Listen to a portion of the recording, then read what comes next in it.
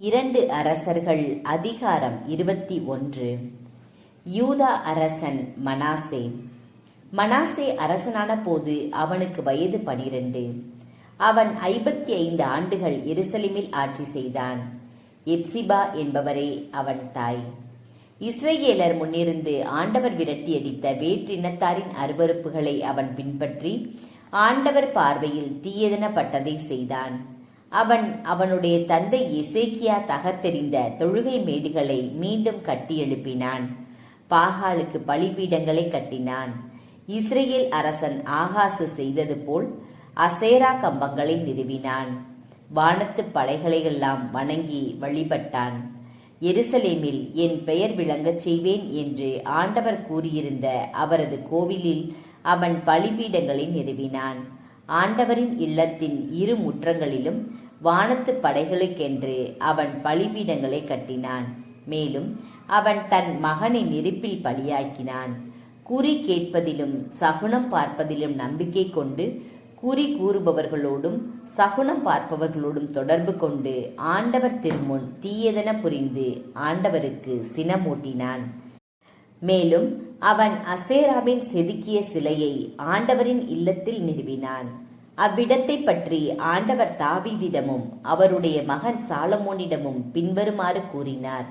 இக்கோவிலிலும் இஸ்ரேலின் எல்லா குலங்களிலிருந்தும் நான் தேர்ந்து கொண்ட எருசலேமிலும் எனது பெயரை என்றென்றும் விளங்கச் செய்வேன். நான் இஸ்ரேலருக்கு கட்டளையிட்ட யாவற்றையும் அவர்கள் பின்பற்றி என் அடியான் மோசே அவர்களுக்கு அளித்த சட்டம் முழுவதையும் கடைபிடிப்பார்களேயானால் அவர்களை நான் அவர்கள் மூதாதையருக்கு அளித்த நாட்டிலிருந்து வெளியேறி அலைந்து திரிய விடமாட்டேன். ஆனால் அவர்கள் அதற்கு செவி கொடுக்கவில்லை. ஏனெனில் மனாசே அவர்களை வழி தவறி நடக்கச் செய்தான். இஸ்ரேலர் தம் முன்னிலையில் ஆண்டவர் அளித்த வேற்றினத்தாரை விட அதிகமாக தீயன செய்தனர். ஆண்டவர் தம் அடியார்களான இறைவாக்கினர் மூலம் சொன்னதாவது: யூதாவின் அரசன் மனாசே அருவருப்பான வழக்கங்களில் ஈடுபட்டு தனக்கு முன்பிருந்த எம்மோரியர் செய்தவற்றை விட மிகவும் தீயன செய்தான். சிலைகளை வழிபடச் செய்து யூதாவை பெரும் பாவத்திற்கு உள்ளாக்கினான்.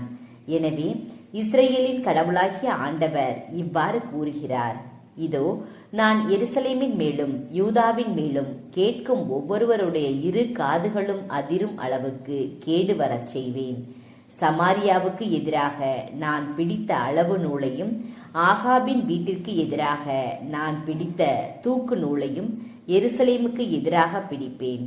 ஒருவர் உள்ளும் புறமும் தட்டினை துடைத்து தூய்மையாக்குவது போல நானும் எருசலேமை துடைத்து தூய்மையாக்குவேன்.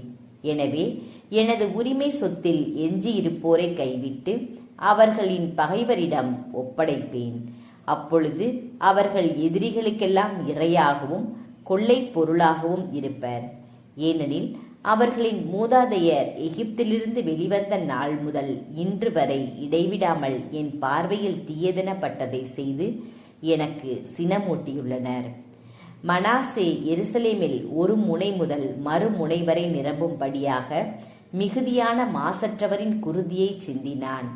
இவ்வாறு அவன் பாவம் செய்ததோடு யூதா மக்களை ஆண்டவரின் பார்வையில் தீயதனப்பட்டதை செய்ய வைத்து பாவத்திற்கு உள்ளாக்கினான். மனாசேயின் பிற செயல்களும் அவன் செய்தவை யாவும் அவன் செய்த பாவமும் யூதா அரசர்களின் குறிப்பேட்டில் எழுதப்பட்டுள்ளன அல்லவாம். மனாசே தம் மூதாதையரோடு துயில் கொண்டு ஊசா பூங்கா என்ற அவனது அரண்மனை பூங்காவில் அடக்கம் செய்யப்பட்டான். அவனுக்கு பின் அவனுடைய மகன் ஆமோன் அரசனானான். யூதா அரசன் ஆமோன். ஆமோன் அரசனான போது அவனுக்கு வயது 22. அவன் 7 ஆண்டுகள் எருசலேமில் ஆட்சி செய்தான். யோற்றுபாவை சார்ந்த ஆரூசின் மகள் மெசுல்லமேத்து என்பவளே அவன் தாய். அவன் தன் தந்தை மனாசேயைப் போலவே ஆண்டவர் பார்வையில் தீயதனப்பட்டதை செய்தான். தன் தந்தை நடந்த வழியிலெல்லாம் அவனும் நடந்தான். தன் தந்தை வணங்கி வழிபட்டு வந்த சிலைகளை அவனும் வழிபட்டான். அவன் தன் மூதாதையரின் கடவுளான ஆண்டவரை புறக்கணித்தான். ஆண்டவரின் வழியில் நடக்கவே இல்லை. ஆமோனுடைய அலுவலர் அவ்வரசனுக்கு எதிராக சூழ்ச்சி செய்து அவனை அவன் மாளிகையிலேயே கொலை செய்தனர். ஆனால் நாட்டு மக்கள் ஆமோன் அரசனுக்கு எதிராக சூழ்ச்சி செய்தவர்களையெல்லாம் கொன்றுவிட்டு அவனுடைய மகன் யோசியாவை அவனுக்கு பதிலாக அரசனாக்கினர். ஆமோனின் பிற செயல்கள் யூதா அரசர்களின் குறிப்பேட்டில் எழுதப்பட்டுள்ளன அல்லவா?